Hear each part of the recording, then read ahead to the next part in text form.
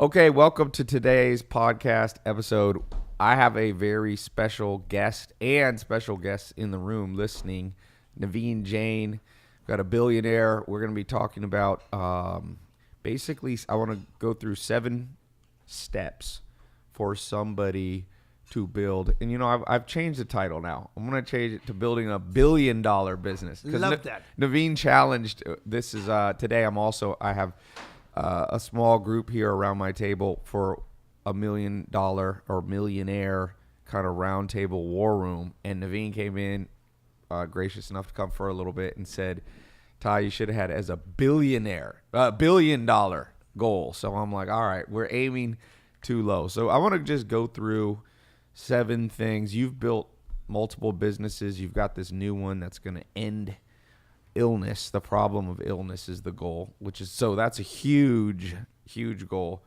So if we're just kind of, one of the ways I think about this is our last day on earth, me and you. What, you have kids? I do 3 kids. You have 3 kids. Yeah. And you've got to leave a little manifesto, a little piece of all your life's work boiled down in 7 steps. We'll see if we can get these. What would be the first most important thing that you would say to this room listening to building something big that not just that makes you $1 billion, but that like changes the world? Because you're all about that. What would you say is the first thing? So dreaming big. You have to dream so big that people think it's an absolutely crazy idea.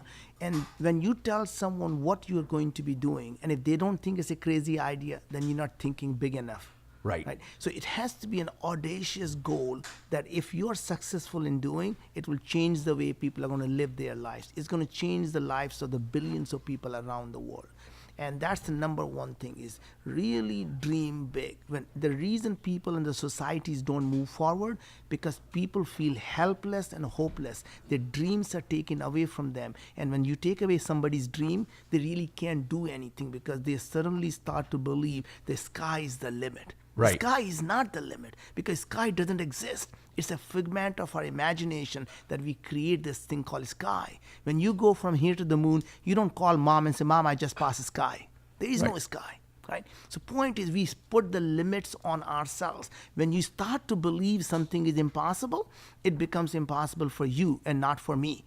So it is people put the limits on themselves and what is they can achieve. So when you say, I'm going to create $1 million round table, that is what you're going to do. You put a cap on yourself and say, I can't think big enough. I'm going to think small enough a coffee shop, because I can make a coffee shop work. Because if I think big, I will probably fail. Yeah. Right. Do you think that it's just about self-fulfilling prophecy? So you create this prophecy, all right, I'm going to make this, and then you only hit that? And how do you balance that with step-by-step goals? Because most people aren't going to go from 0 to $1 billion. Actually, you do. Okay. It's so much easier to create a company that has an audacious goal of changing the way people are going to live their lives. So it is easier to create a company that's going to positively impact billion people than to create something that's going to be local. So give an example. When I started my healthcare company, so you know my previous company is Moon Express. Yes. That's the only company in the universe that has a permission to leave Earth orbit and land on the moon. And when we land on the moon, not only we become the first private company to do that, we actually become the 4th superpower. And that goes on to prove that a small group of people are now capable of doing things that could only be done by the nation states and superpowers. And now you and I and a small group of people can do that. Yeah. So now, when I started my next moonshot, I started with a simple goal. What if we can create a world where illness becomes a matter of choice rather than a matter of bad luck? What if, when everyone is focused on curing the diseases, what if we can prevent the disease from happening at the first place? Right. And then I started to read a lot. In the last 5 years, it's clear that the organisms in our gut, the gut microbiomes, are causing all of the chronic diseases, whether it is Parkinson's, Alzheimer. depression, anxiety, obesity, diabetes, cancer, autoimmune diseases, every one of them have a root cause of inflammation, and that is being modulated by the microbiome. And if you can understand what is going on and what they are doing, and you can simply fix them with diet and nutrition, then you never have to be sick. And let me tell you how it happened. When I set out a goal and say, I am going to create a world where illness is simply an option, amazing things happen. The people around the world start to call me and say, I want to help you do that. The head of the IBM Watson research called me and said, look, I have built the artificial intelligence for the last 20 some years. I can apply all of that to solve this problem. I just need you to find me the data inside the human body. So is that one of the byproducts of thinking big? You attract big thinkers? That's right. Not only you attract the big thinkers, you attract the best and the brightest around the world who will come because they want to work on the hard problems. They want to work on something that can be their legacy. Right. People don't want to work on a small problem. So if I say I'm going to work on an iPhone app that's going to find a roommate for you, people say, good luck, that's a great idea, go have some fun.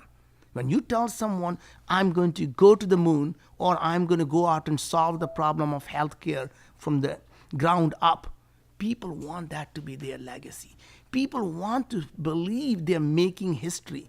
Every one of us has a chance to watch the history being made. How often do we get a chance in our lifetime to actually make the history? Right? So Dr. Helen Massier, she was PhD microbiology. She's an MD. She's working for Craig Venter, and Craig is the father of synthetic biology. He was on the cover of Time magazine with the title, The Man Who Played God. I know. I just saw that literally yesterday. I read an article on that. So think about it. She's working for Craig Venter on human longevity, expanding the lifespan. When she heard me talk, she said, you know what? What's the point living long if people are going to be sick anyway? Let me come help you solve this problem. Yeah.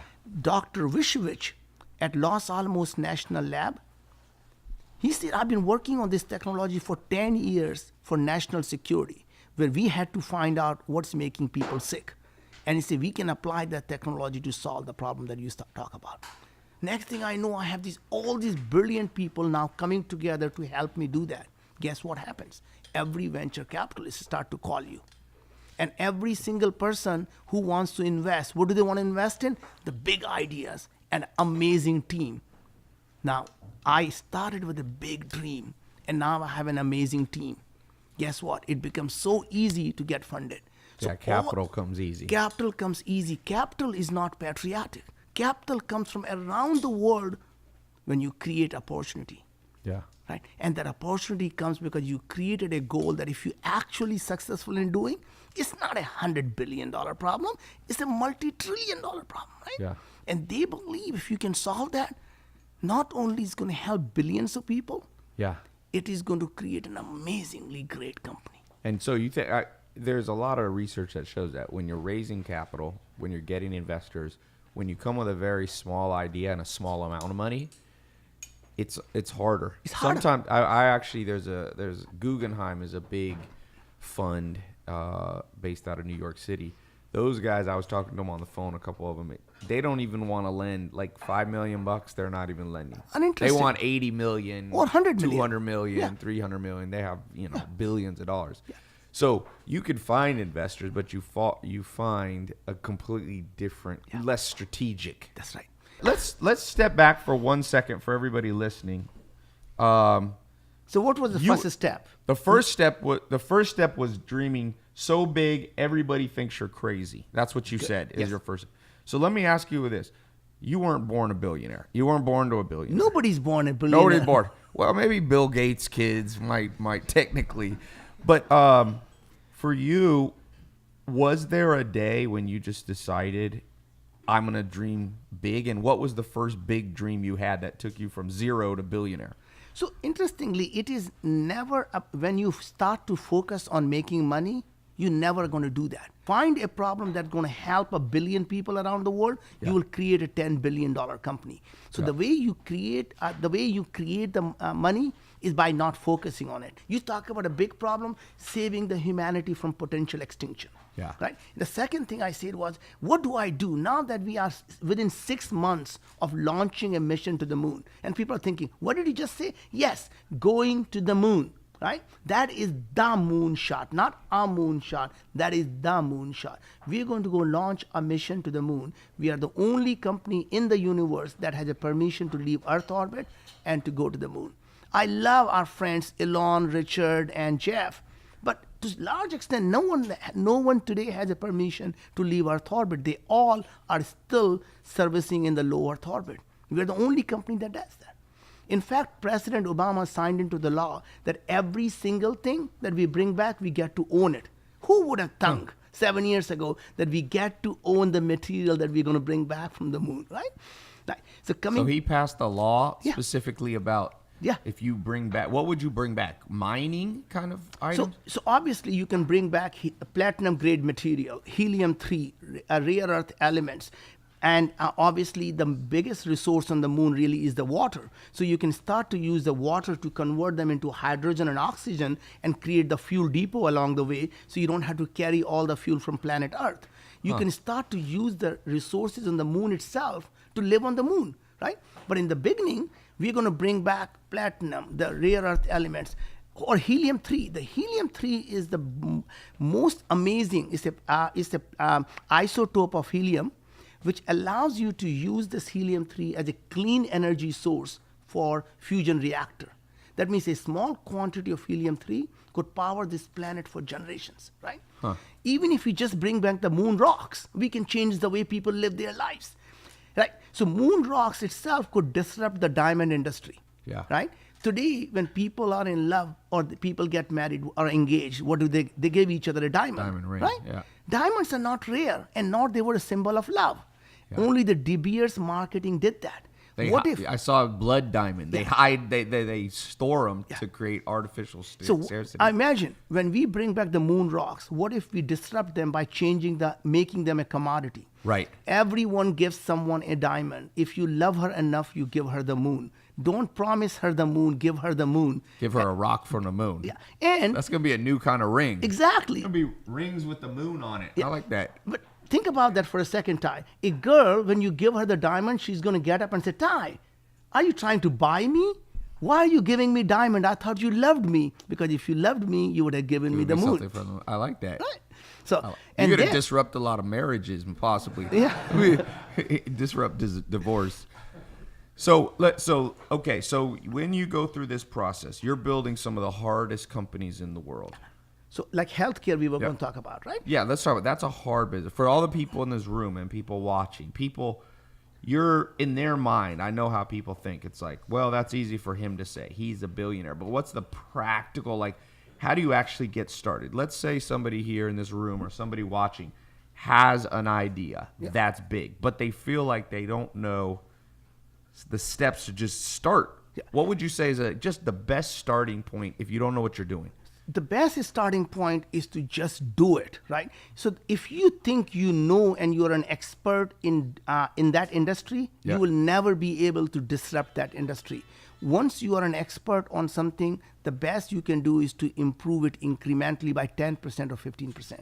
If you really want to disrupt something 10 times or 100 times, you have to come as a non-expert. That means you have to start thinking that the way no expert would ever think about. Okay. Right? So for example, when we were launching a mission to the moon, every expert would have thought that we need one big rocket. Okay. We were coming from the software side. When you say, why do you need the big rocket? Why can't we use a small rocket? And that kind of thinking is what allowed us to have a mission to the moon for under $10 million. Rather than $1 billion or $100 billion, right? Yeah, what is the U.S. government spends how much? The U.S. government, for the first time when we went to the moon, spent $25 billion in 1960s. And today's dollar, that will be about $100 billion. And you guys did it for $10 million. We're going to be doing it for under $10 million. Wow. Right? That's the kind of thinking. So basically, we could say step number 2 is if you're new to something, you actually have some advantage. That's right. Because you're going to think completely outside of the normal industry standards. And so I would say it's not about thinking outside the box. Yeah. It's about thinking in a different box altogether. That means apply the learning from one industry into a completely different industry, right? So now when I think about healthcare, everybody in the healthcare is focused on finding the cure for Alzheimer, the cure for something. And our thought process was, what if we prevent them from the first place? What if no one ever got cancer? What if no one ever got Alzheimer? What if no one got obese or diabetes or autoimmune diseases? Because all these diseases have one simple thing in common. All of them start with the inflammation. And what if you can stop the inflammation simply adjusting the diet, and so that our gut microbiome in our gut are well balanced? Most people don't realize that even though we are humans, we are mostly microbial. Yeah. As humans, more 99% of our genes that are being expressed by us come from our microbial society inside our gut, right? Rather than our own DNA. So you got a whole bunch of bugs running all around you. That's a good feeling to know. But it's not just the bugs. This is what nature intended. Right. Nature wants us to be an ecosystem. In that ecosystem, there are bacteria, there are viruses, there are yeast and the fungus and the mold. And every one of them works together to keep us alive. So when we take antibiotics, or when we eat genetically modified food, or when we become too hygienic and always washing our hands, or we just not exposed to anything else, our immune system becomes so sensitive that it starts to really inflame every time it sees anything, right? So the best thing you can do really is to understand don't treat your body as a black box. Understand what is going on. And when I started the company, we are able to now use a technology that was developed for national security, biodefense work, and understand that to apply to keep people healthy. So when you go to Viome.com and sign up for this service, you're able to see everything, every bacteria, every strain of every bacteria, every virus. It's a cool app if you haven't seen it. I'm going to put a link, tylopez.com/Viome. Yeah. But basically, one of your approaches is you do a small sample from your body, and it tells you, don't have cottage cheese. Yes to celery. It's okay to, you need more vitamin C. And it's customized for every person. So every person watching, instead of having one recommendation from the U.S. government like we have now, which just says eat this many servings of fruit, whatever, it would be like, no, you can't have apricots. Or better than that, for me, I was trying to lose weight, and everybody told me to cut down the carbs. Yeah. Everybody told me that I should really be eating spinach and avocado, and I'm vegetarian, so lentil, legumes, and tofu. When I did my own Viome test, turns out that I was doing everything wrong. I needed to be eating more complex carbohydrates, so majority of my diet need to be carbs, right? And then what percentage did it come out? More than 50% needs to be carbs. Wow. And interestingly, the things that I need to avoid eating is spinach, avocado, lentil, legumes, and tofu. Everything that I was doing was causing me grief because I was strict on one diet. So when someone tells you this diet is good for you, tell them it may be good for them, not necessarily me. And what's good for me today may not be good for me 3 months from now. So you think the body changes that body often? Is constantly changing. So every time you change your diet, your body changes, right? So you have to test yourself every 3 months to make sure you're going to be healthy, right? So imagine, instead of paying thousands of dollars when you are sick on insurance, right? You imagine the pharmaceutical companies have really become parasites on humanity. They don't ever cure anything. They simply suppress one symptom, and every time they suppress one symptom, another one pops up. 3 more they pop up. You're going to need bodyguards. Pharmaceutical companies going to come. Anybody with one bad thing about having big ideas, sometimes you get assassinated. That's the only minor thing. Throughout history, that happens once in a while. Well, it's not that I have a crazy idea. This is scientific ideas. In last 5 years, and you don't have to take my word for it. Everyone who's listening to it, just Google yourself. Go Google Parkinson's and microbiome.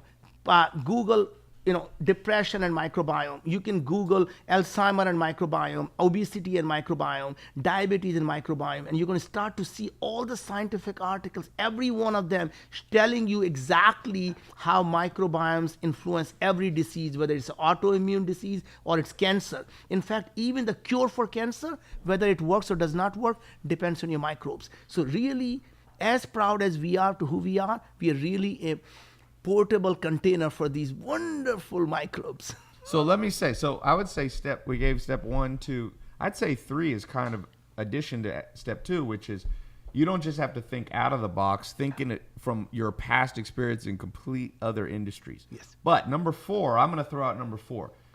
By the way, if you're joining us late, this is Naveen Jain. He's a billionaire. He stopped by the house. I'm doing $1 million roundtable.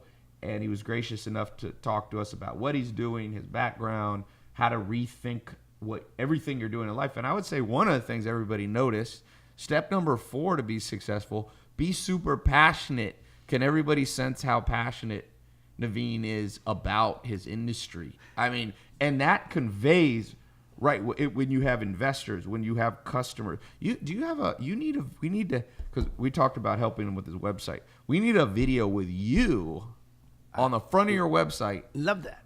With all of the passion that you have now, because people buy passion. I promise you this. You can have 2 products. One doesn't even work, but the founder is extremely passionate about it. And the other one, the product is amazing, but they don't have that passion when they speak. And if you look at all the big companies now, Apple's the largest company in the world. Product works, dude. It works, but Steve Jobs had passion. Yes. But Bill he Gates also had passion. But he also had a product that was amazing. Yeah, well, it's better. Let me just clarify. You don't just want passion and a crappy product. I was just saying if you isolate the factors. And so, where do you get so you've already made all this money. You're already a billionaire. You could just stop. A lot of people ask me, where do you get the energy from? So I'm going to ask that question to you.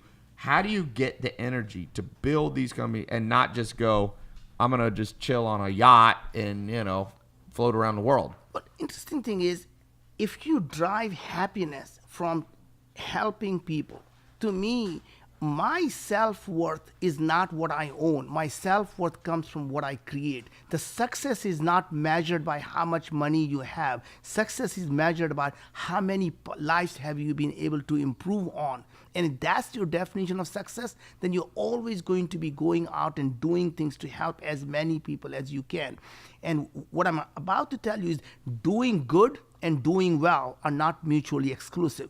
If you want to do a small good in the world, then you start a nonprofit or become a social entrepreneur. Yeah. If you really want to do a large good in the world, then you create a for-profit company. And it's really not even about the passion. It's about obsession. You have to be obsessed with what you're doing, that you wake up in the morning thinking about it, you go to sleep thinking about it. What can I do that will change the way people are going to live their lives for the next century?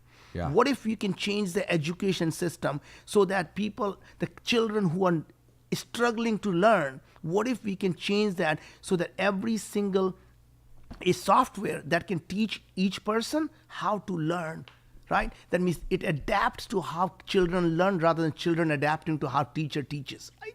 Yeah. What if you can do learning to learn? What if you can start to solve problems? We no longer have to learn skills anymore. Yeah. Because skills are becoming obsolete every 5 to 7 years. So by the time you graduate, that skill is no longer needed. Yeah. So you have to start to... I'm going to give you a present. All of you listening, write down this book, Where Good Ideas Come From. Where Good Ideas Come From, by a guy named Steven Johnson. And he says exactly this. He says, everything you're learning, it comes obsolete about 20% a year. Some industries even faster. So he said it's all about the ability to be a lifelong learner. So if we say step number 5 is be obsessed, step number 6 is be a lifelong learner. Yes. How do you learn? Like you went from the moon. You don't have a degree. You're not a medical doctor, and you're not an astrophysicist. Yeah. How did you teach yourself? Because Elon Musk, I saw an interesting thing with Elon Musk. Somebody said, how did you learn to build SpaceX? And he said, Google. Yeah. He said he read textbooks. Yeah. He read a lot of books.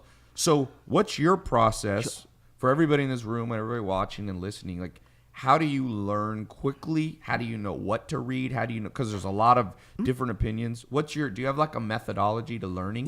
Yeah. So first of all, the six is staying intellectually curious. Always being that learning every day. When you go to bed every night, you have to ask yourself, am I better intellectually today? Am I better emotionally today? Am I better spiritually today? And if you're not better in any one of the three things, you wasted a day. Try harder the next day, right? Yeah. So we love learning to learn, and staying intellectually curious to me is the big step. The way I do that is every day I get up at 4:30 in the morning, and I spend the next 3 hours going through every single scientific journals in every industry. So first I learned the basic vocabulary about nanotechnology, the neuroscience, the genetics, the epigenetics, and artificial intelligence. And then you start to read the scientific papers, so you know everything where the technology is just coming out, because you know this technology that's in the lab today is going to be matured in 3 years or 5 years. So you start to build your service based on where the puck is going to be, not where the puck is. Right. Wayne Gretzky. Yeah. So the idea is that when you are a 3-year-old soccer player, you chase the ball. Yeah. When you are a professional, you anticipate where the ball is going to be and you go there, right? And that's really what. Unless you're the American soccer team, then you don't know where you're going, and you don't even make the World Cup for all of you. By the way, Maya just got me a meeting. I'm going to be meeting Ronaldo in Madrid, in Spain. Pretty good little meeting. Everybody give a hand. Where is Maya? Maya. Okay, she's not here. So what I was. It's not a big world problem, but for some people, soccer is a world problem when their team doesn't make it.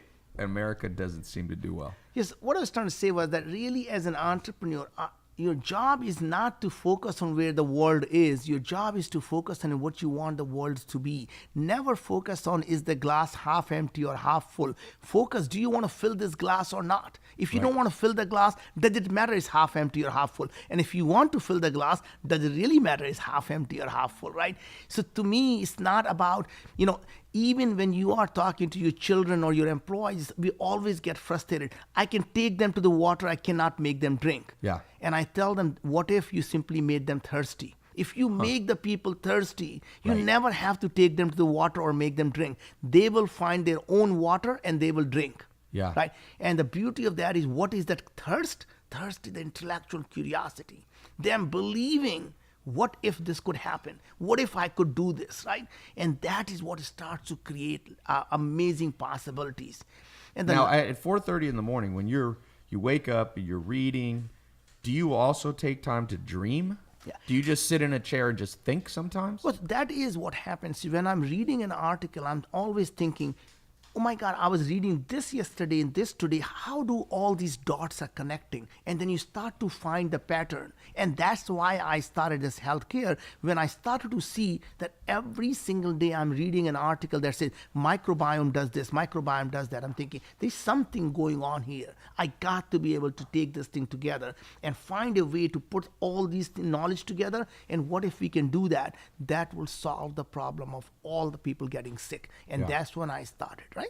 So it's every time you read something, it's like collecting a dot. And sometimes it takes the last dot that completes the picture for you. Yeah. Right? And so idea really is to be always staying intellectually curious. And the seventh thing that I was going to talk about is really never ever giving up.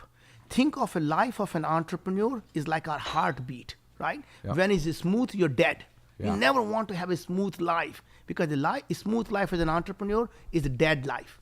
You want to know that it's going to be up and down. When you are down and when you believe the world is ending and you will never be able to get out of it, just remember, next beat is going to be the up. Do you think most people give up right before they're about? There's a Chinese saying, the temptation to give up is greatest right before you're about to succeed. So only time in life you fail is when you give up. Everything else is just a pivot, right? Yeah. Your idea may or may not work, but every idea that does not work is simply a stepping stone to a different idea and a bigger idea, right? Because your first business in the first boom in the 1990s, it went up to be worth $8 billion, and then when the crash came, it went down. And I read an interesting article by you. It didn't phase you at all, because you said I understand now this heartbeat analogy. It was just like, oh, the heartbeat will be back up. That's right. So idea is, at the same time, when you are on the top of the world, when you are at the top of the beat, never get too cocky. Just remember the next beat is going to be downbeat. Right? Yeah. So always remember that ups are high ups, and never start to become too arrogant when you are up, and never get too down, because when you're down, just know it's a life cycle of an entrepreneur. I have a friend, and he's actually one of the highest IQ people in the world. And I went to dinner with him a couple years ago, and he said, Ty, I always try to have my day as a 7. And I was like, what do you mean? He said, well, if you try to get your day to a 10, that means the next day is going to go down. It's going to go down because you can't maintain 10. And he said, he obviously doesn't want to have a 5 because then he'd be unhappy. So he's kind of he understands and agrees with this principle. And I think what happens with most of us is when we succeed, we believe our own press. Never read your own. If you're LeBron James, if you're Ronaldo, never believe that you're the greatest soccer player in the world, because the second you think you're the greatest business person, you stop waking up at 4:30 in the morning. Yeah. By the way, I want to do a little side note here. I've interviewed many successful people, and one of the things that almost to a person have in common is exactly what you said. Reading 3 hours a day. Warren Buffett reads 8 hours a day. Mark Cuban reads a couple hours a day. Elon Musk reads. Charlie Munger. And so for those of you who aren't reading, let me ask you this little practical thing. Do you ever listen to audiobooks? Or do you like to actually read paper? I personally just love the paper books. I mean, I've never been used to the digital books and the e-books. For some reasons, I just love the feel of a paper. Yeah. Yeah, and it's a style thing. How about, have you had influences? I found an old video where I interviewed Kobe Bryant, the basketball player, and I said, did you have mentors? And he said, yes, Magic Johnson and Michael Jordan. And I said, why did you have these? Because so many people, Kobe's one of the greatest basketball players of all time. And he said, well, you have to learn from people who have created greatness before. So you said, you don't necessarily want to copy the exact path of somebody because you're always forging new paths. But are there people who you look back and you say they were instrumental in me learning a new principle? Of course. Who are they? Who are maybe one or two of them? I mean, I worked with Bill Gates when the Microsoft was very, very small. And I think, he has had a tremendous, what a great entrepreneur he is. Richard Branson, he's such a humble human being. I just love him as a human being. Ratan Tata. And you start to look at Jeff Bezos. I always thought, how can you be losing so much money and build a business? And was I wrong or was I wrong? I just love the way he has been able to execute. Elon Musk, I've known him for so long. He and I have been in a similar industry for so long. He was running Zip2, I was running InfoSpace. He went on to do the X.com, which became PayPal, and I was running Authorize.net, right? And he was doing SpaceX, I'm doing Moon Express. But I got to give it to the guy. He's got balls of steel, man. He rolls the dice, and if it goes wrong, he just loses it all. Yeah. And I'm thinking, God, I wish I could be that great an entrepreneur. So got nothing but a great admiration for that. Now, as a billionaire, are you still somewhat competitive? Do you ever see, because I know that your primary goal is to help people and all that, but is there ever 2% of your brain going, Elon Musk, he's got SpaceX, I'm going to catch him? No. So honestly, 0. The reason for that is that we all have the same purpose at the end of the day. We all want to solve these problems. So, for example, I'm doing healthcare, and I know once I solve healthcare, I'm going to go do the education. Yeah. But in the meantime, if Elon or anyone else comes along and solves the problem for education, I am least upset. That all that means is great. One more domino down. Let's go out and now create the abundance of food. Let's go create the abundance of energy. Let's go create the abundance of land. Let's go solve the next big problem. It's not that we have lack of problems here. We can create abundance of fresh water. So thing is, I want every idea I have, I would love to share with everyone, because if someone else out there does that, all that does is makes a better society for all of us, right? So you don't think that people, because some people when they have a business idea are like, keep it secret, someone's going to steal it. So you don't buy into that school of thought. Actually, that is the worst thing you can ever do. When you have an idea, you want the world to know about that idea. Yeah. If only thing you have protection is your idea, then you are basically, you're going to fail anyway. Yeah, once you launch, everybody's going to Everybody know knows. about the Yeah. idea. So point is, you have to believe that you can execute better than anyone else because you've been thinking about it for so long. You can still trademark it. You can still that, but that shouldn't be your primary driver. I honestly believe in trademarking is useless. You got to be winning by execution, day in, day out executing every single person. It doesn't matter. So just before you join, I was telling the team here that just when you start a company and you say, I have this idea, but there is someone else who is 5 years ahead of me, they have been doing it for 5 years, how do I beat them? The technology is moving so fast. If they are 5 years ahead of you, all that means is they are 1 or 2 years closer to actually being dead. Yeah. Right? Next wave of technology is going to come about. They may be the best audio podcast, and you beat them by doing the best video podcast. Yeah. Right? If you're doing the video, maybe you'll come up with this thing. I'm going to be the best Virtual reality, yeah. or I'm going to be the best augmented reality. And if that doesn't happen, it's the next technology. There is always the next thing. So don't focus on what people are doing. Start to imagine what the next world is going to look like, and you can still lead, right? So one of the things I was mentioning was there is a pretty good chance the way the technology is moving so fast that today's market leaders are actually going to be tomorrow's Kodak, right? Yeah. So the companies are being Kodak Kodak. went, by the way, if you don't know, Kodak was a 100-year-old plus company, multi-billion-dollar brand. Everybody knew it. 2012, they went bankrupt because of Instagram. And Instagram's here in California, 30 people. Or 13 people. 13, Yeah, okay, yeah, 13 yeah. come and disrupt a century-old. So there's a lot of, this is the time for disruption because the technology makes it easy. Look, we're streaming here. I don't need NBC. I don't need ABC. Let me ask you one quick practical question here. And then I want to open up for a few questions. I don't want to keep you too long. Very busy man. Thank you for being here. By the way, it's Naveen Jain. If you want to check out his newest company, tylopez.com/Viome. Can you spell it for everybody? tylopez.com/VIOME. V as in Victor, I as in Indiana, O as in Orange, M as in Mary, E as in England. So it's like biome, but it's with a V, like victory. Yes. So practical tip for people watching. A lot of questions I get from entrepreneurs are, how do I balance work life? You have 3 kids. Steve Ballmer, I got to have dinner and I've gotten to know him a little bit. And the thing that he did, he took a Excel spreadsheet and put a time budget for his kids. So his kids play football and basketball. He said, all right, I'm running Microsoft at the time, the biggest company in the world. He's not going to be able to go to every game. He's not a normal parent.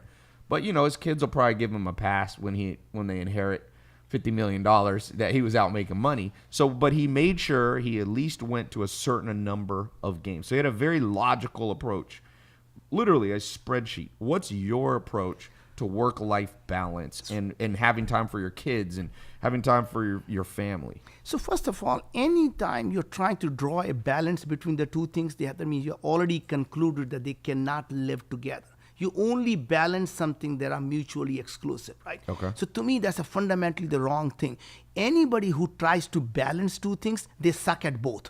Right? So you can never be good at both and by balancing it. So really the life is more like a continuum. There are days and weeks. There is one, everything is one, and there are times when someone else needs you. So there is a time your business needs you and there is nothing else matters and you focus on that. And there are times when your children are sick and there is nothing else in the world that matters when your children are sick. So it's really more of a continuum. Some days there are more of one and there are some days more of other. There is no such thing as balance. So you're really on 1 week. If I look back in the last 5 years of life, you would say this is the week I hardly thought about business because kids graduating, this, that, and then there's another week where you just told your kids, listen, I'm off. I'm working on launching a new $1 billion. I'm going to the moon.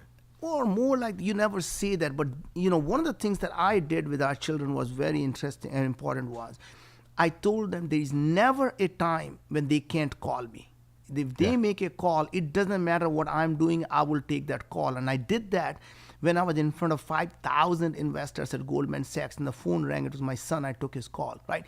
It's that kind of integrity. I told our children, you never, ever have to take my love.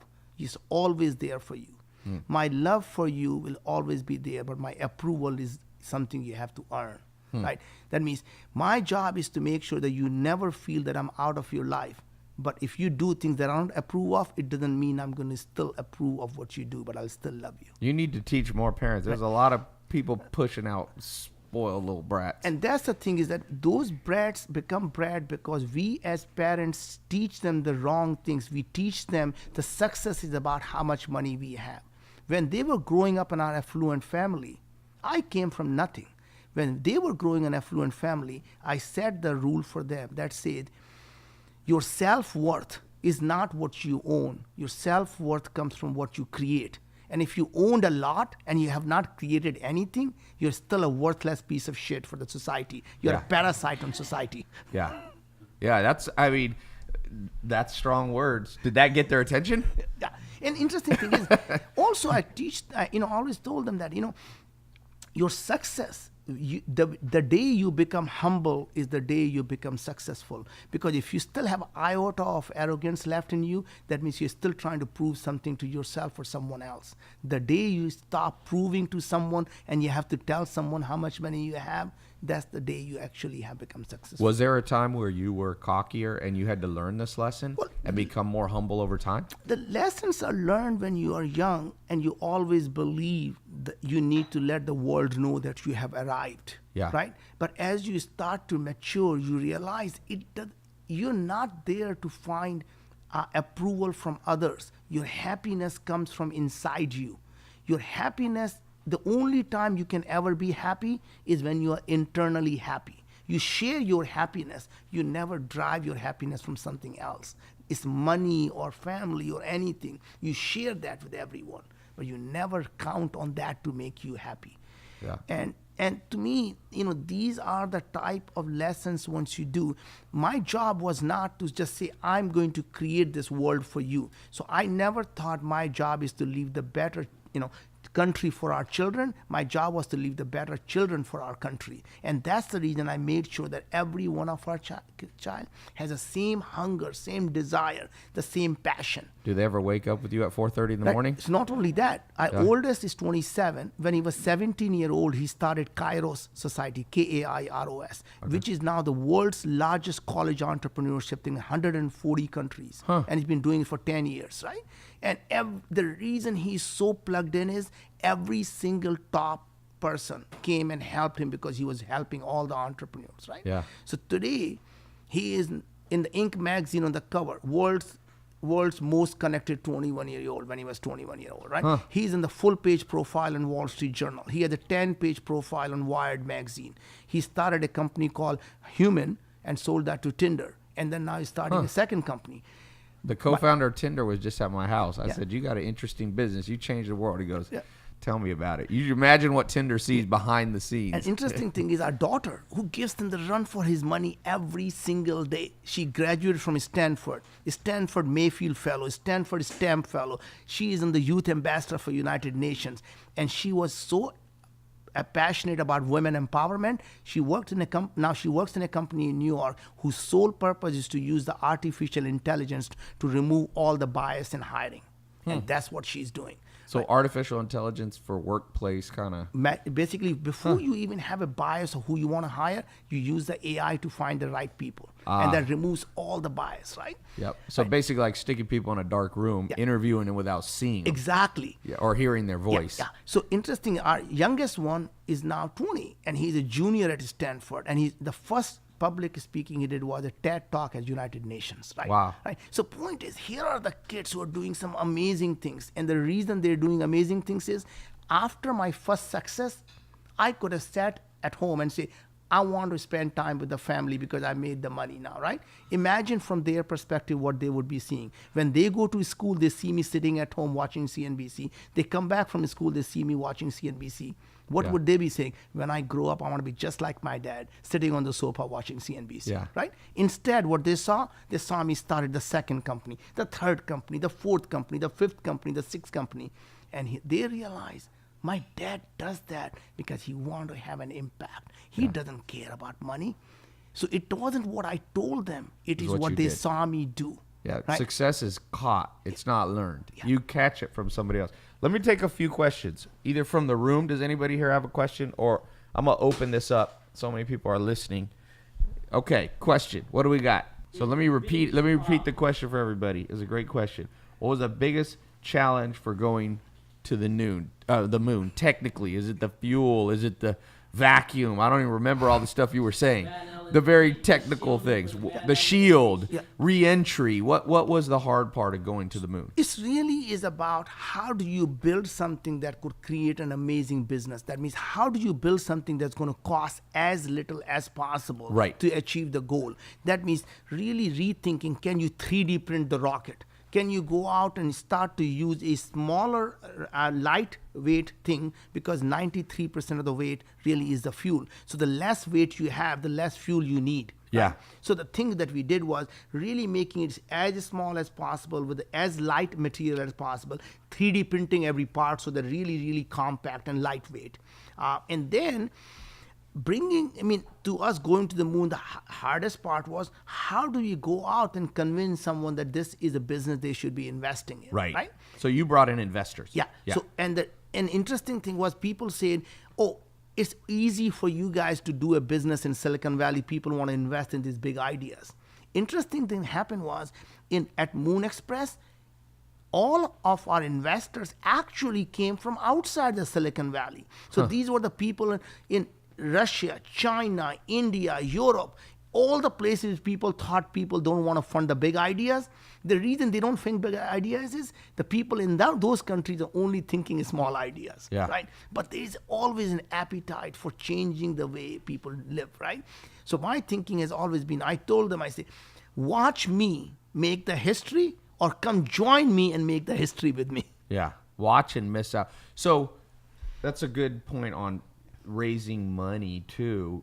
Even though you're a billionaire, do you still almost always bring other people's money into the deal? And why so? I always bootstrap the company. In fact, other than the last two companies, I always found that our companies were bootstrapped and they became profitable very early. But bootstrap, by the way, means initially not really raising much investment. Yeah, so very small money that you put in, and then you start to go get the ball rolling, and it starts to make profit, and then you use that profit to keep getting bigger. Yes. Right?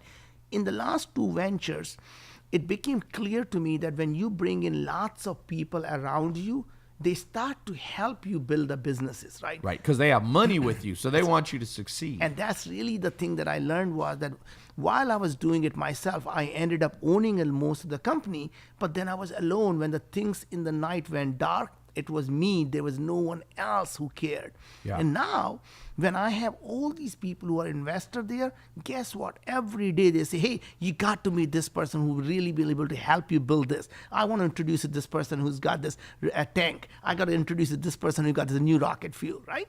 And that really starts to move. And do you recommend that most people starting a business raise capital? And what about business partners, not just investors? Do you like to have business partners, or do you like to be alone? So interestingly, my first business I did was alone, and I always now recommend that you have a business partner with a clarity. However, anytime you have a business partner that's equal, is a recipe for disaster. You cannot build a company by having a consensus. There has to be one person who makes the decision and is ultimate call. So what I don't mind doing is sharing the financial reward with the partners. But at the end of the day, there has to be a super voting right that says, when I say that's what we're going to do, all discussion ends. So when you set up, by the way, if you don't know what super voting, you can give out shares in a company that aren't, their votes count for less. So you see that at like Snapchat, Evan Spiegel, and Mark I think Zuckerberg Google and Mark Google. Zuckerberg. When Mark Zuckerberg votes, it counts as like 10 votes. So that way you can give people. Do you ever do 50-50 partnerships in these businesses? No. But I'm not talking about by vote, but by financial interest. No. So you like to keep it more But than more 50%. than that, I bring a lot more value. So, Right. Yeah. So in some sense, when I start a company, it already has a tremendous amount of value because I put my heart, soul. I won't do something unless I believe I can absolutely make this a success. Yeah.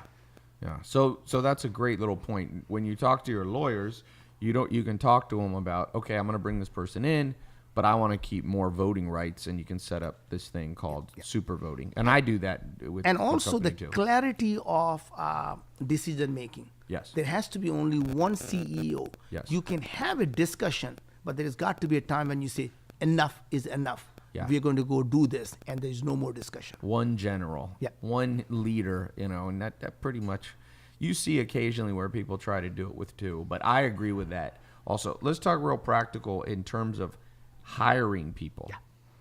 And even, let's start with assistants. Do you use assistants? Do you have personal assistants? Do you think that's important? A lot of people tell you that it's important. Personally, I don't have assistant, and the reason for that is I believe, I love just listening to people. I don't want to reply to every email. I don't want anything filtered between me and the people who are talking to me, and I don't have any problem other people having assistant.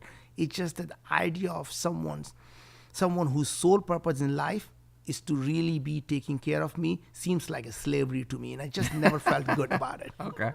All right. And then what about employees? How do you get good people? Do you pay them? Do you like to pay salary plus commission, just commission, salary, incentive pay? So I really, none of what really, if you want to attract the best talent, give them the best problem to work on. Right? When you start to focus on money, then they focus on money. When you start to focus on creating an ultimate goal, and the money will come. So I tend to always pay them less than the market. And here is why. I want to give them a lot more equity in the company. So you give them incentive bonus. Not incentive bonus, the equity. So they Equity own, bonus, okay. So I want them to own the piece of the company, because Yeah. I want all of us to be aligned. That says, I want this company to be successful. If you're making just as much money here as you would make somewhere else, then it's a job for you. Yeah. I want people to know they're sacrificing what they were making because they believe in what we are doing. If they ever feel this becomes a job and they're not enjoying it in the morning, I tell every employee, come talk to me. If you're not getting up in the morning and jumping out of the bed, let me help you find a new job. And I will find you a better job than if you're not enjoying it.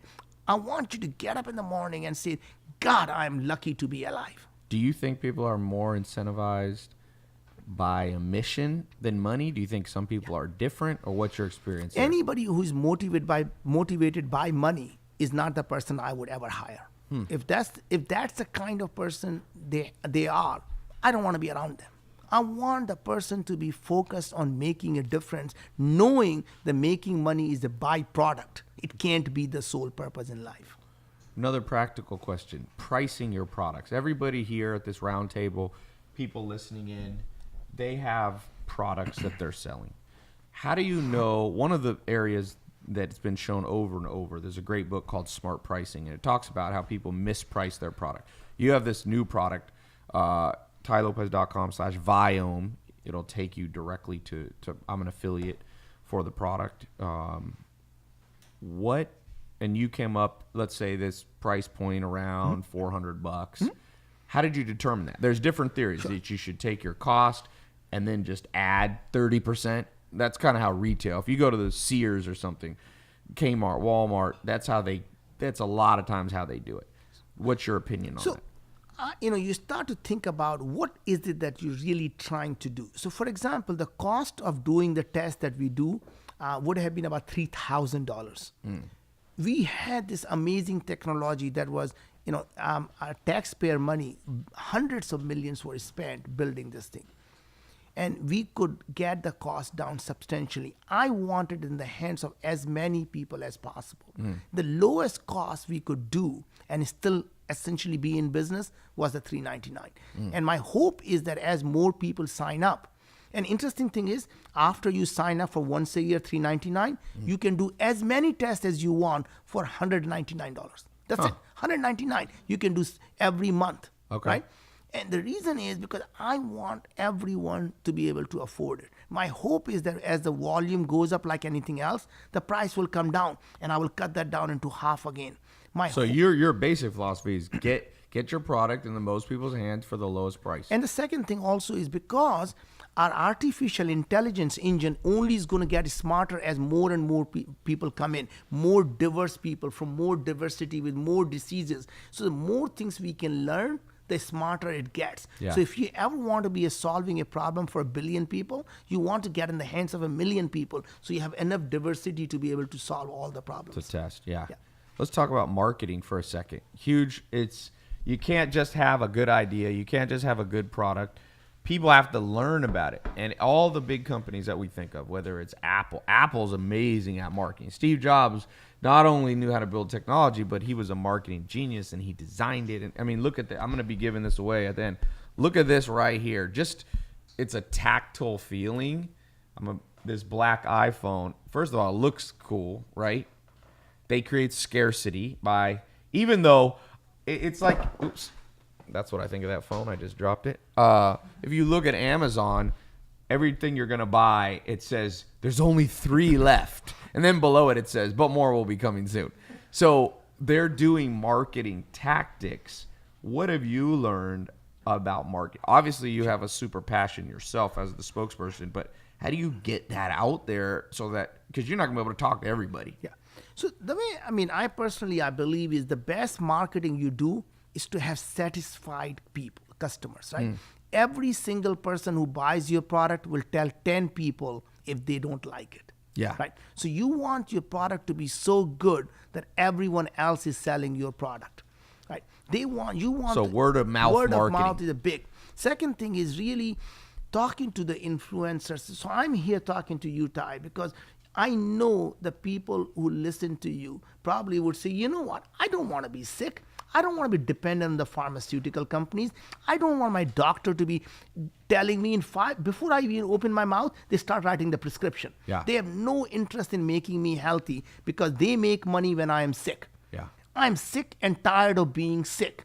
I'm going to take the control in my own hand. I want to become the CEO of my own health. I want to know what is going on, and I want to stop taking all these damn pharmaceutical drugs, and I want to simply control my own body by using the diet and nutrition. And if I can do that and never be sick, Yeah.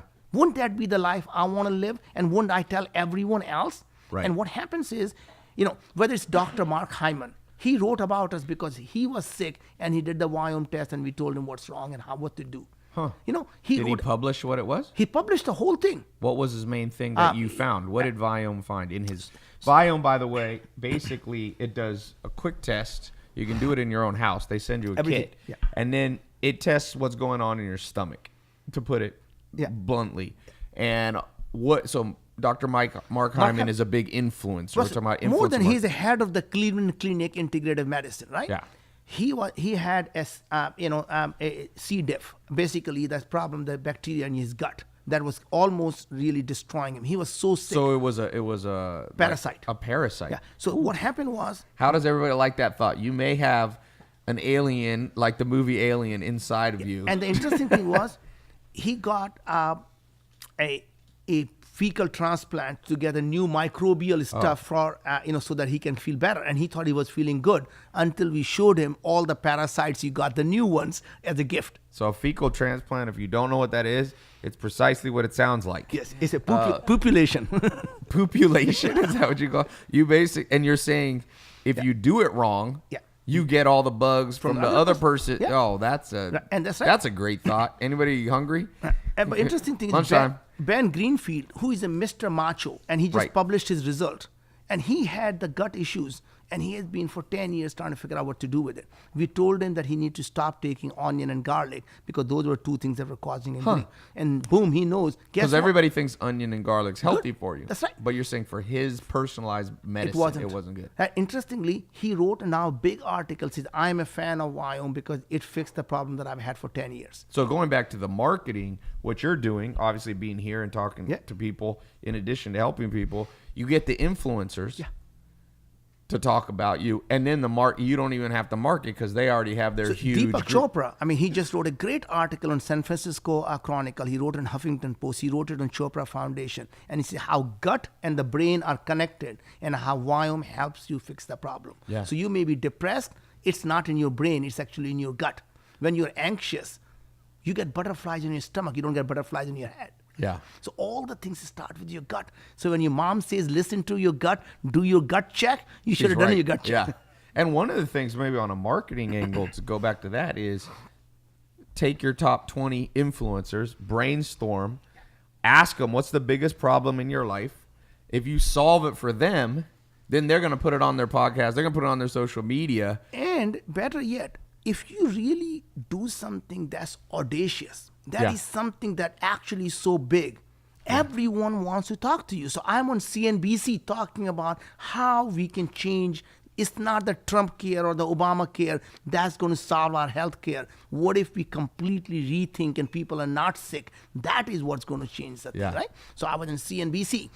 I'm going in 10 days again. I'm speaking at CNN. I'm speaking in Bloomberg. So I'm going out and talking about the things because we believe we have a better mousetrap. We can change and you can reimagine and we can change the discussion from spending more Right, money from on keeping drugs Yeah. to prevention. Exactly, because drugs are not the solution. Pharmaceutical company CEO once said, the best drug we develop are the ones where you have to take for the rest of your life. Yeah. Imagine that. The most That's profitable. sickening. That's Yeah. sickening. Yeah. Right? That they don't cure anything.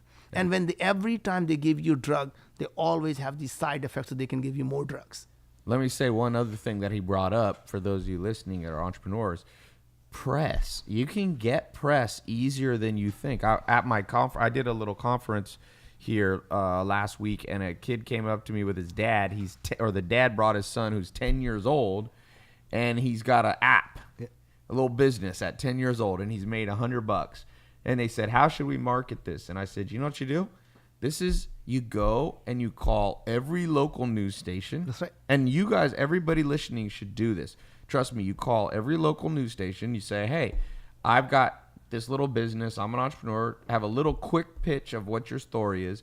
Once you can get, and local stations don't have enough news because also they might not put you on their 5 o'clock, but they'll put you on their website sometimes because their website, they're trying to get good at social media. They're not, but they will put you on their Facebook. And then when you're there, you ask them, are there any of your reporter friends that I could also talk to?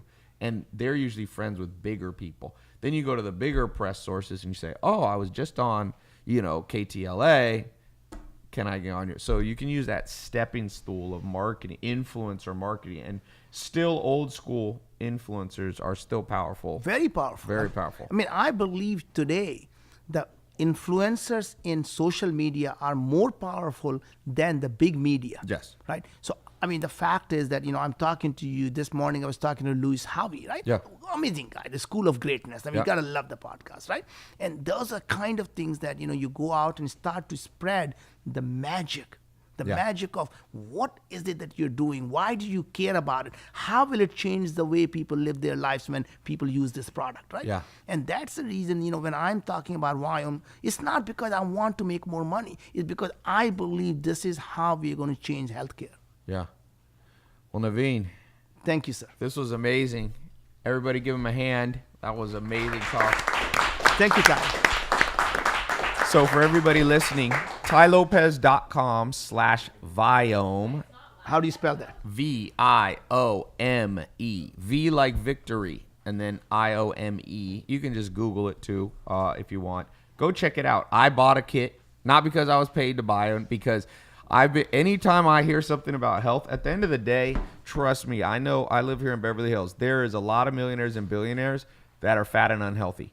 And what does all the money do for you if you can't enjoy it? One of the things that Steve Jobs, I always remember, he said he didn't want to be the richest man in the graveyard. But if you don't take care of your health, you'll get rich, but you won't be able to spend a penny or you'll be, I knew a guy, or he was a friend of a friend. He was worth $2 billion, but he was bedridden, fully bedridden. He was obese. And I was thinking, who here listening would trade lives for him? You get wired $2 billion today, but you're so fat, unhealthy, you can't get out of bed to spend it. See, money is a currency that only works if you're active. So one of the things that I tell people, and I invest a good bit of my money each month back into the best personal trainers, the best cooks, because I'm if you're a good cook, you don't need to do that, but I'm not a good cook. And also all these tests. I've been testing my blood. I've done my, not as good. I'm going to do yours next. I've been testing my gut. And Those are all snake oil. But I don't think I have parasites according to my last test. But But they won't. The reason you don't have them because they can't test for them. they can't test. No. Okay, So well, if I'm you- hoping, can you go into my test results and make sure I don't have parasites? But honestly, what happens is the other companies that were doing it before we came along, they can only look at the bacteria. They cannot look at the parasite. They cannot look Right. at virus. They cannot look at yeast, fungus, mold. And so you don't know them because they were not testing for them. So go tylopez.com/biome. I've decided to become an affiliate. I'm not affiliate for that many products, but I like this one. And I saw the app. It's pretty cool. Even if you only learn one thing about health, like maybe some of you shouldn't be eating onions or garlic or eating more. Man, I hope mine comes back. I can eat more carbs. I tell like you, that. Every girl wants my microbiome. And you know what they have to do to get the microbiome. That's just good. Yeah, no fecal transplants for more carbs. On that note, that's a great note to end today's podcast.